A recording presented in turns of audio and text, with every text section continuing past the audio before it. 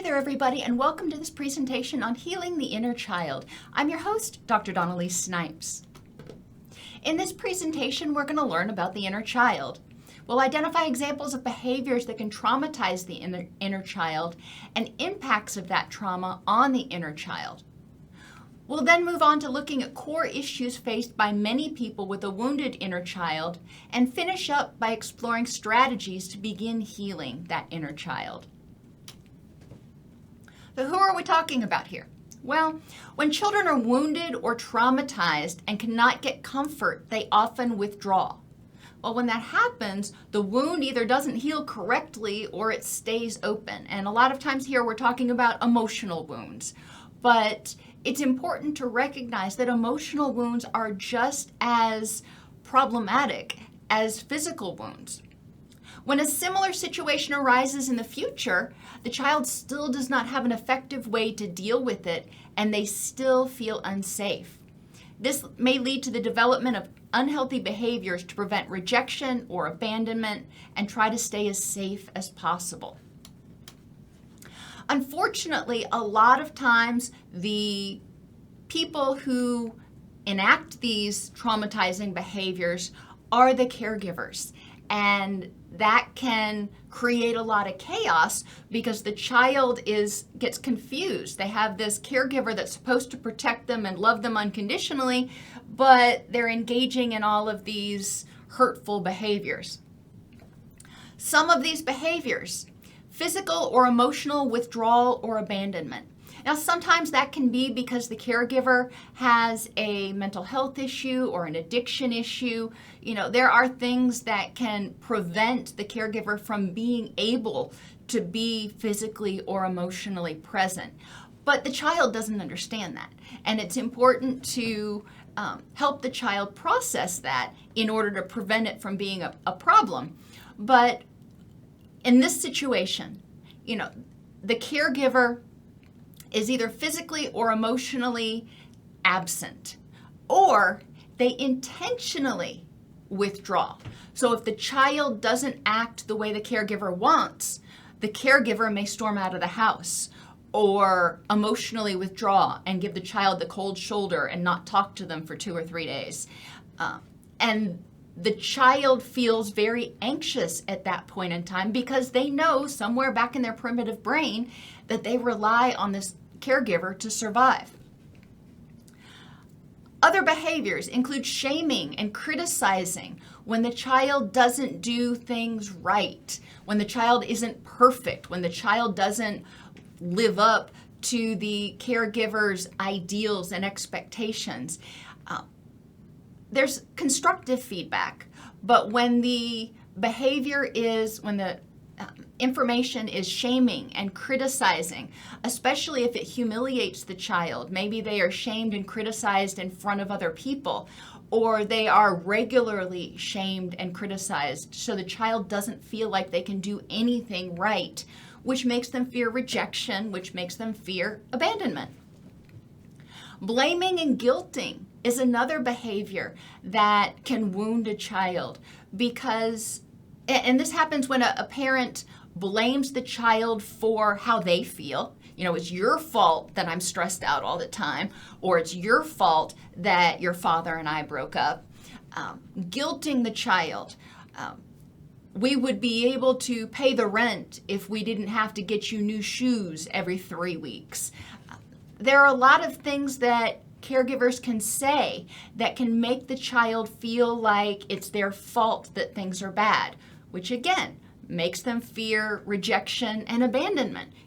If I'm making things really bad for you, when is it that you're just going to cut me loose? Teasing, laughing at, or belittling the child for making mistakes, for failures, or even for exhibiting emotions can make them feel self-conscious and unsafe. Manipulating the child for their own gain can also be a very toxic behavior. Betraying the child. If they say that I'm going to be at your recital and then they don't show up. And this isn't just a one-time thing. It's a regular, I make a promise and I fail to keep it. Or I tell you that I'm going to keep something private. Maybe the child shared something very private with their caregiver, and then their caregiver goes and blabs it to the neighbors and to everybody else in the family. The child feels embarrassed, ashamed, self-conscious, unsafe. Patronizing and invalidating the child's feelings also can be very traumatizing. Caregivers are responsible for helping children learn how to identify and modulate their feelings and cope with life on life's terms. We're not born with those skills. And when a child comes to a caregiver and expresses their emotions and the caregiver belittles it and tells them that they're overreacting or ignores them or makes fun of them, then the child not only feels self-conscious and ashamed of their feelings, but they also still don't know how to deal with these overwhelming feelings they're having. Enmeshment is another example of a traumatizing behavior, and that's when the caregivers violate the child's emotional and mental boundaries and tell the child what they're going to do, what they're going to grow up to be, what they like, what they don't like, what they feel, etc. And it doesn't matter what the child says. The caregiver is very insistent about directing every aspect of the child's life. And that's very intrusive and again feels very unsafe because the message the child is receiving is your thoughts, feelings, wants, and needs don't matter. I will tell you what you're going to do. And conditional love. When a caregiver withholds love from a child when the child doesn't behave appropriately or when the child doesn't do what the caregiver wants, that is extremely damaging because withholding love is tantamount to abandonment and rejection. So think about which behaviors did your caregivers use and in what ways do you use them now? And you may be thinking, what? I don't want to. We learn what we live. And if your caregivers responded in a certain way, for example, if one of your caregivers, whenever they didn't get their own way, they stormed out, or if your caregivers never talked about feelings or invalidated one another's feelings, then you may have picked up those behaviors because those were the only ones you were taught. Now, you can learn other behaviors, but it's important to recognize which patterns you have, which default patterns you have that you learned from your family of origin, that you learned in order to help you stay safe. It doesn't necessarily mean it's a healthy pattern of behavior. So it's important to check those. Think of situations in which these things happen to you. They may not have all happened to you, but some of them may have. What would have been a more nurturing response? So if you came home one day and you were telling your caregiver about breaking up with your first love, and you felt completely overwhelmed and devastated, which most people do when they break up with their first love, and the caregiver either ignored it or minimized it and said, oh, that's puppy love, just ignore it, you'll be fine tomorrow, or whatever they said, but they didn't take you seriously. They didn't validate your feelings. They didn't help you figure out, okay, what do I do with this, swirling ball of emotion? Then you were probably left feeling very unsafe and emotionally abandoned. So the question is, what would you rather them have done? Envision them responding appropriately. And this will give you clues about how you need to respond to yourself now. So when you start feeling in the present, when you start feeling overwhelmed, like you've got this huge ball of swirling emotions, what can you tell yourself? How can you validate those feelings? And how can you deal with it? What is a more nurturing response that you can do? Because ultimately, you're probably going to have to do something that we call reparenting. The wounded inner child learned how to relate to others based on what they had to do to stay safe. They may have developed an inauthentic or a false self. They presented whatever facade they thought was going to get them accepted. So they were kind of like a little chameleon, and they spent immense amounts of energy just trying to be the person that everybody else wanted them to be. Well, that prevents them from being who they are. That prevents them from being authentic. They may be envious or critical. When they were in the childhood relationships, they may have felt insecure. And when people are insecure, sometimes they're envious and critical of others in order to make sure that other people are not valued more than they are. So I'll point out all of your faults just to make sure that mom knows that, you're imperfect too. They may be perfectionistic. They may have learned that if they do everything perfectly, then maybe, just maybe, they will get love and acceptance from their caregiver. They may be overly conforming, which kind of goes with that inauthentic self. They do whatever the caregiver wants them to do. And in adult relationships, they carry this through. They're overly conforming to the wills and whims of their significant other, even if it goes against what they want. They deny or hide feelings or are passive aggressive.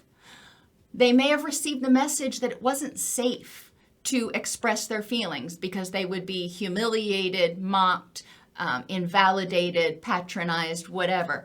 So they may not feel safe expressing their feelings. So they may deny them. They may hide them. Or they may come out passive aggressively, where instead of saying, that really hurt my feelings, they may say, no, it's okay. It's all good. You can tell by the sarcasm that it's not all good, but they're too afraid to actually say, yeah, whatever happened really hurt my feelings. They may have an overdeveloped parent script. If there was a lot of chaos in the house or chaos in the relationships, they may have had to take on the role of the parent as well as the child, because the parent was not meeting their emotional needs. The parent was not meeting their needs for love. So they had to take on both relationships just to try to survive, because they were basically living in isolation, even though they were living in a house full of other people. They may have had to always pretend to be strong because showing emotion, showing weakness, or needing something was discouraged or even mocked in their household. They may be distrusting. Well, if you're regularly encountering situations in which you're being mocked, rejected, made fun of, invalidated, then yeah, it's hard to feel safe. It's hard to trust that others are going to be kind and loving and accepting of you. It's hard to trust that you're going to be safe in a relationship. The wounded inner child may have learned to control or withdraw. In their prior relationships, if they weren't in control, if they weren't perfect, if they didn't have, everything kind of figured out, then it was unsafe. So it was better to get out. And in adulthood, a lot of times people may react in the same way. They're either in total control of the relationship and what's going on, or they cut bait, break up, run away, get out. And finally, they may act out prior relationships. So if they used to interact in a particular way with their primary caregiver, they may take that way of interacting and project it on their significant other when they get into a relationship. So they may be replaying that old dysfunctional relationship. People with wounded inner children often have low self-esteem. Secure attachments, secure relationships help us build our self-esteem. If the child never experienced security, unconditional love, validation, acceptance, then yeah, they're probably going to have difficulty looking at themselves and going, I'm all that in a bag of chips, and who wouldn't want to be with me? They may have difficulty with emotional regulation. As I said, we are not born with that skill. In order to regulate our emotions, we have to A, be able to define them, identify them when we feel them, B, be able to downregulate to get out of that default fight or flight mode, and C, be able to develop skills or have skills to deal with those situations once we're in our wise mind. A 4-year-old doesn't have that. And we learn that by interacting with our parents. We learn that when we are at the playground and somebody's mean to us and we run to our caregiver and they help us calm down and help us figure out what to do.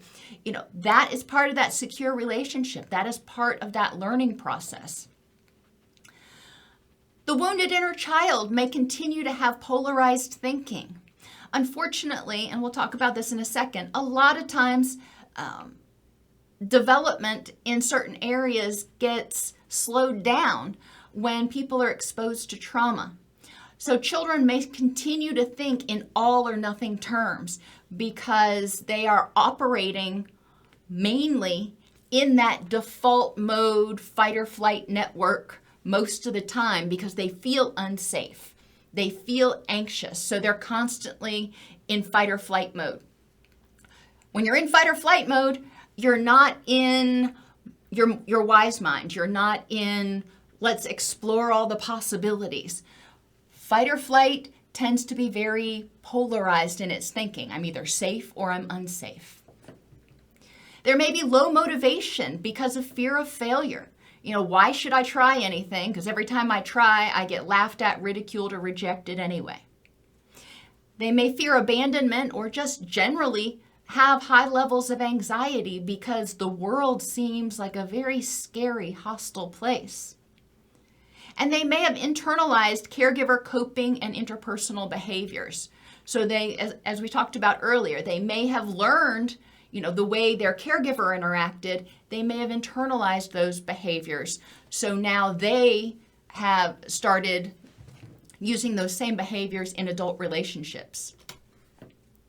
Many times, the child's emotion regulation and interpersonal skills development gets stuck at the age of the trauma or ACEs.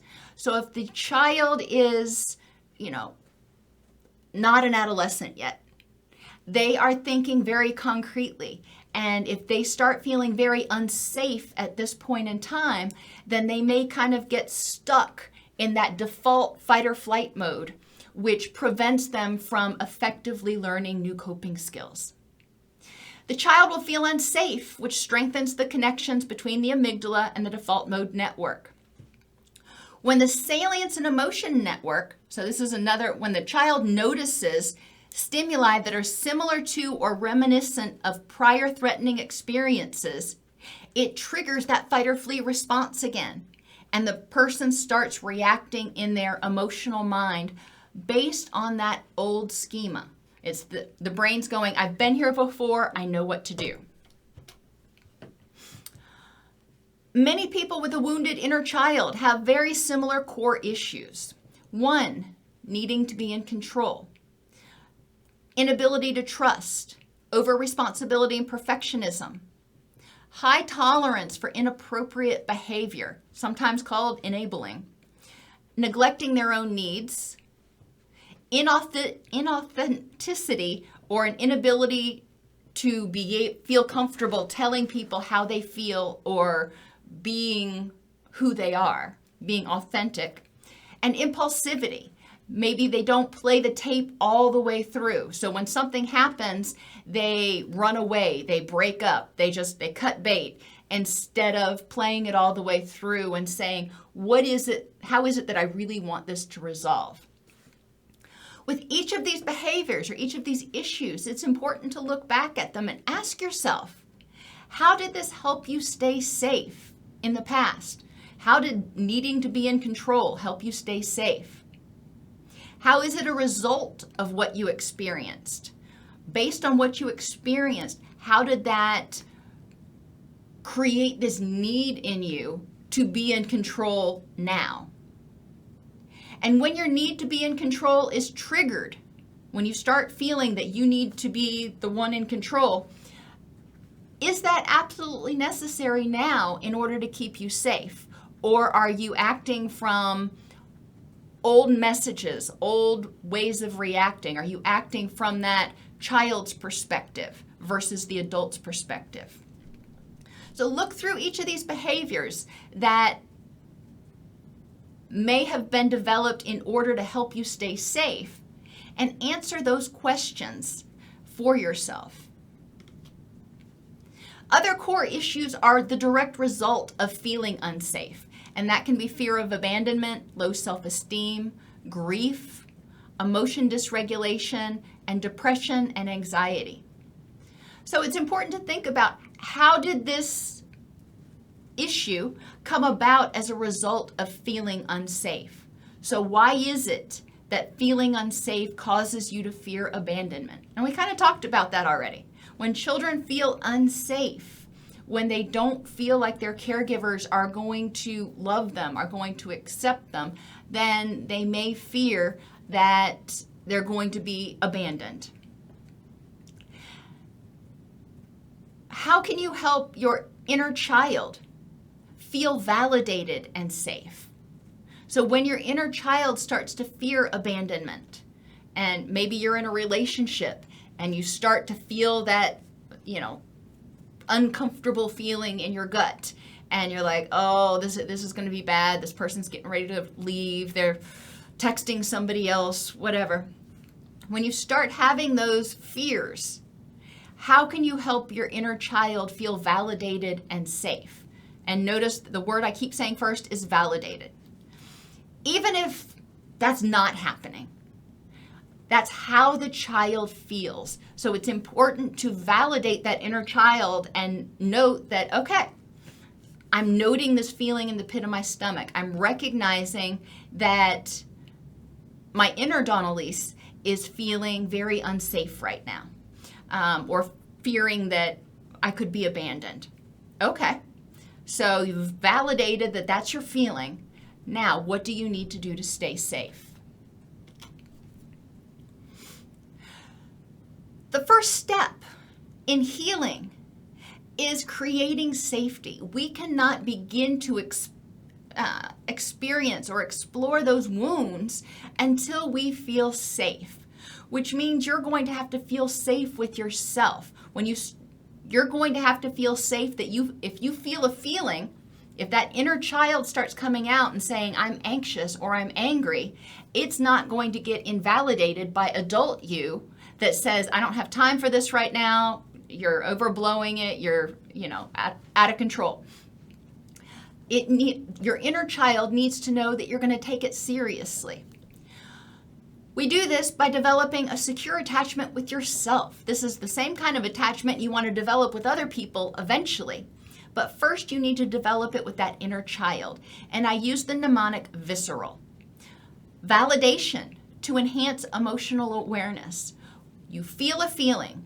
It's not good, it's not bad, it just is. You're acknowledging it, you're validating it. You're not saying it's right or wrong, you're just saying this is how you feel, inner child. Intimacy, a connection to try to understand the child's point of view. Once you acknowledge that feeling, you say, you're feeling anxious right now. Help me understand. Intimacy is when you say, help me understand why you're feeling this way.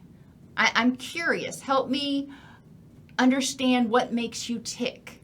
And that's intimacy. That's allowing the child to share and be vulnerable. Safety and boundaries. It's important to create safety for that child. So when you start acting in your adult self, you're actually protecting that child. Maybe you're interacting with your caregiver and your caregiver starts engaging in some of those old behaviors, shaming, blaming, manipulating, and you notice that and you start to feel anxious. You start to feel angry. That's that inner child coming back out again. And it's important to validate that inner child and notice, recognize, validate how you're feeling, be mindful of it, and then set healthy boundaries, because adult you has to form the barrier, has to be the protector of child you. So you set boundaries and you say, this is not okay. I'm not going to allow you to treat me that way, or let them know you hurt my feelings when you did this. Set a boundary, be authentic, do all these things in order to give a voice to that inner child that is now also part of the adult you.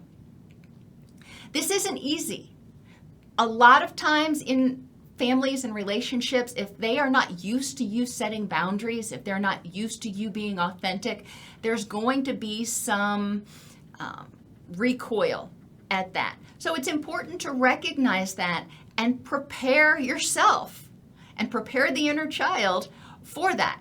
Okay, if we do this, if we state our feelings, mom might get really mad. However, we need to give her time to process this. We are able to protect ourselves now. We are not reliant on her.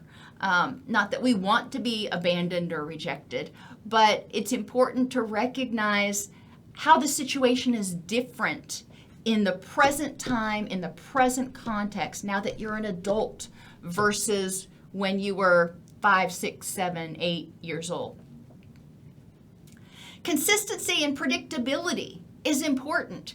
Being consistently mindful of yourself, not ignoring, invalidating, minimizing your inner child's feelings sometimes because you're too busy, and paying attention other times.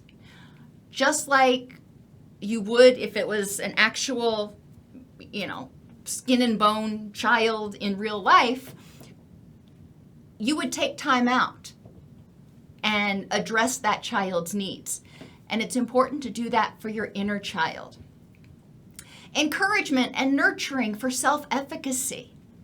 Part of a secure attachment helps children learn that it's safe to go out of that comfort zone.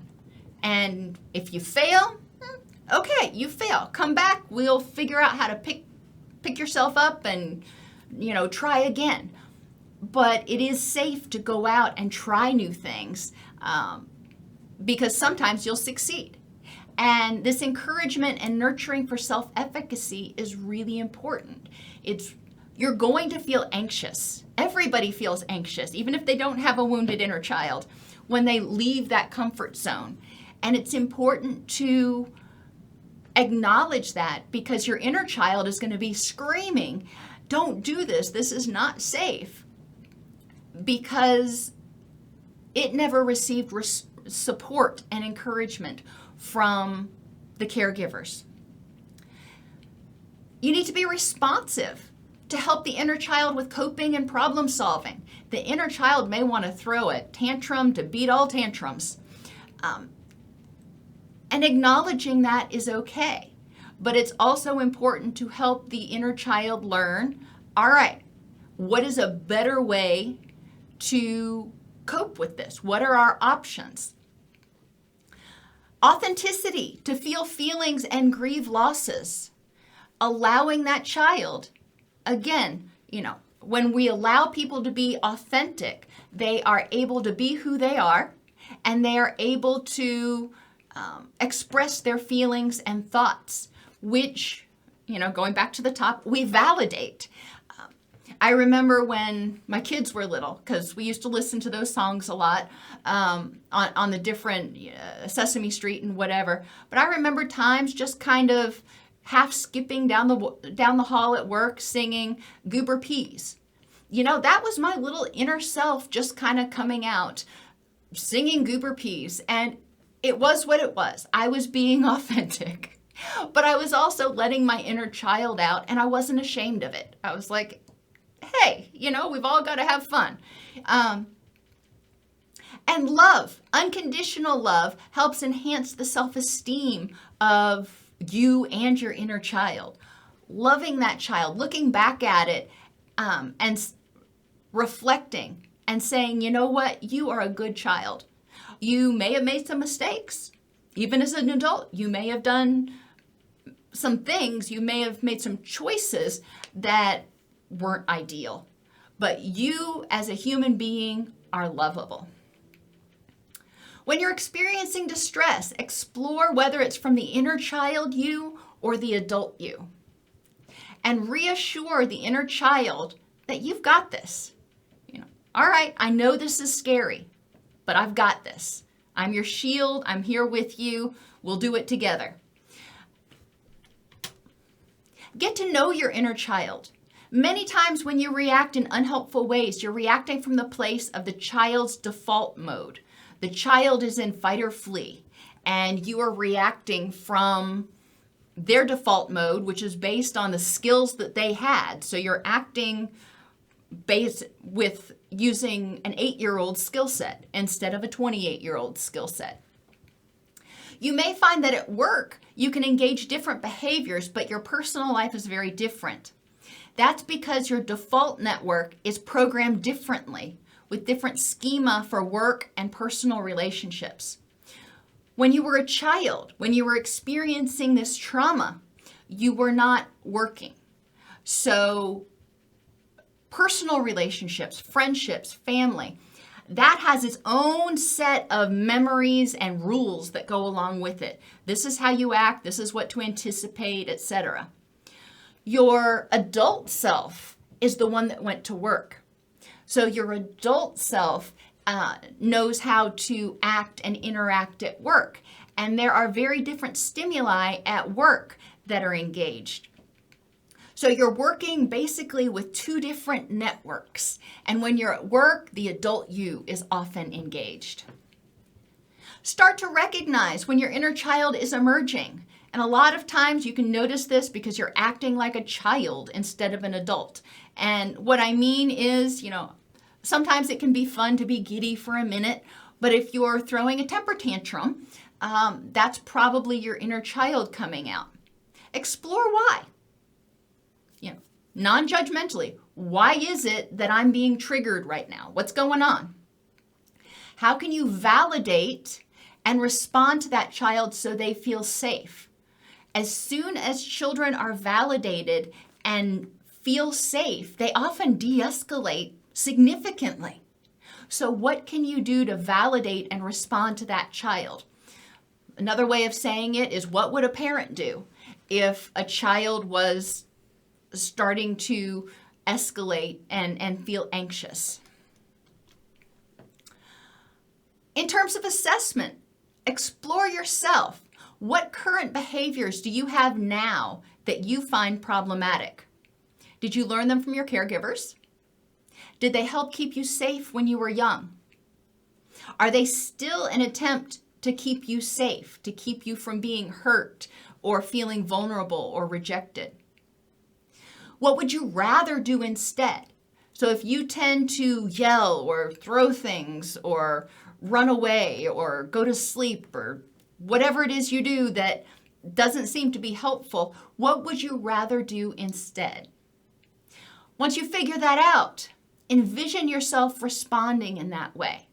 So if you tend to get into disagreements with people, and you have to have control, and you get very angry when they don't agree with you, and you want to change how you respond. You want to be able to respond more assertively and less defensively.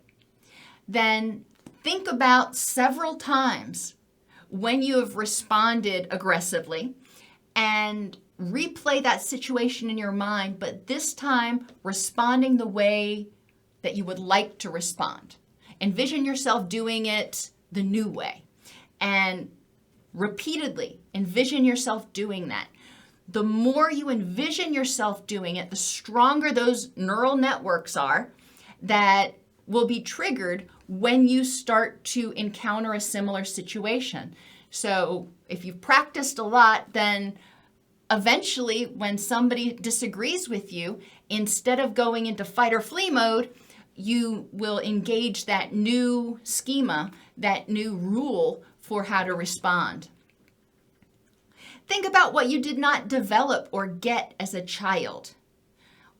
Another way of saying that is, what is your inner child angry about still? What are they pouting about? And how can you help them grieve that loss or that slight? That's going to involve processing your grief, and that's way easier said than done. You're going to go through a process of denial sometimes, anger, depression, acceptance, and forgiveness. And some people really recoil when I say forgiveness. And I want you to think of forgiveness as a power play. Forgiveness and acceptance can kind of be used interchangeably the way I use them. Forgiveness is saying, what happened, happened. It can't be changed. I am choosing to not continue to have all of my energy tied up resenting that. I am choosing not to give you my energy anymore. I am choosing not to give that situation my energy anymore because I've got other things I can use it for. Blocks to grieving, though, can include not wanting to confront the realities or destroy the illusion. Sometimes people want to pretend that they had a storybook childhood. In reality, it probably wasn't, but they have worked really hard to convince themselves that it was really awesome. So they may not want to grieve. They may not want to look too deep because they're afraid that it's going to pull the curtain back. They may fear being overwhelmed when they start processing the grief. And if you're afraid of being overwhelmed, counselors and pastors are really skilled at helping you process grief. They also may fear rejection or abandonment. If they start processing their grief and they start changing and they start being the person that they want to be and validating that inner child, they may fear that their caregivers will abandon them. Some of the behaviors we see people engage in when they're trying to block that grief process include denial, just trying to believe it was a nightmare, that really didn't happen. My parents really were loving and caring people. Trying to make up stories, trying to explain away or make excuses for why things happened, or accepting all the blame. My parent wouldn't have had to do that if I was a better kid, or it was my fault that this happened. Other strategies: respect and integrate your inner child, not just when they're in distress. Notice them. Some days you may get up in the morning and think, you know what? I want ice cream for breakfast. Now, that's probably not the best thing to do every day, but every once in a while, maybe you need to treat that inner child. Make a personal bill of rights. You have the right to your feelings. You have the right to your thoughts. You have the right to grieve what you did not have. You have the right to have expected certain behaviors from your caregivers. You get the picture.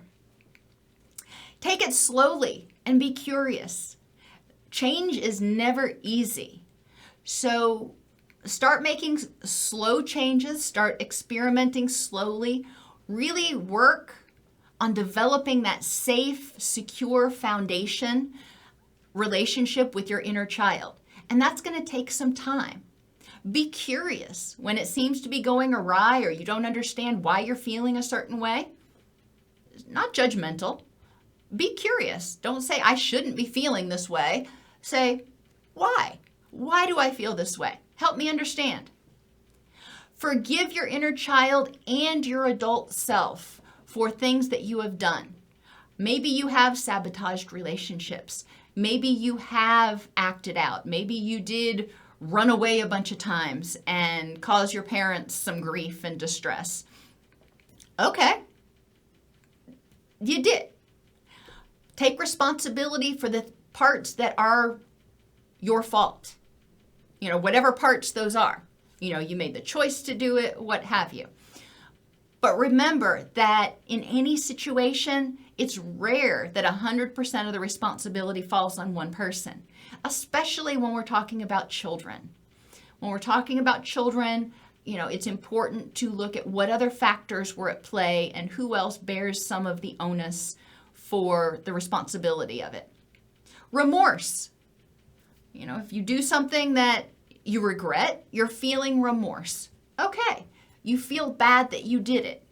That's healthy. Holding on to that remorse, not so healthy. Feeling it, that tells you did something that you're not happy with and you don't want to do it again. All right, so what can you do to rectify it? Maybe you just learn from it so it won't happen again. Maybe you need to make amends. Depends on the situation. And then the fourth R stands for release. Once you've identified it, taken responsibility, felt remorse, rectified it however you can so it doesn't happen again, then let it go. Release it. And that is, again, way easier said than done. But after you have made up for it, continuing to hold yourself hostage to it is unfair to you, and it prevents you from moving forward. Every person has an inner child. We grow up, but those memories are still a part of us. And those hurt memories, those wounded memories, tend to stay stored back in the back and regularly tell us that the world is an unsafe, uncaring place. When the inner child is wounded or traumatized and can't get comfort, it often withdraws and that wound stays open. The first step is to create a safe, non-judgmental environment for the inner child to be authentic and learn new skills. Help the child learn that it's okay to be who they are and to feel their feelings, and you will validate them and you will help them cope. Secondly, identify inner child behaviors and what triggers those behaviors, whether it's being controlling or critical or acting out in some way, whatever it is. We went through a whole list of behaviors. The third step is to begin to identify and rehearse new responses to old triggers.